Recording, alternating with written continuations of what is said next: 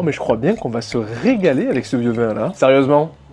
C'est ce que tu crois? T'avais une vieille bouteille et tu viens de la carafer? Oula, on est sur un terrain glissant là, l'aération des vieux vins. Alors est-ce que tu dois ou non carafer ta bouteille de 83? Là, il y a clairement deux équipes qui s'opposent. Ceux pour l'aération qui défendent le fait qu'un vin qui a passé 15-20 ans ou plus dans une bouteille a besoin de renouer contact avec l'extérieur avant d'être dégusté. Et l'autre team dont fait partie Nico, celle qui croit que les vieux vins sont fragiles et que l'apport d'oxygène les fera décliner rapidement. En réalité, il y a encore peu de temps, je faisais moi aussi partie de cette équipe et ceux qui me suivent depuis un moment m'ont déjà vu défendre cette idée des vieux vins fragiles.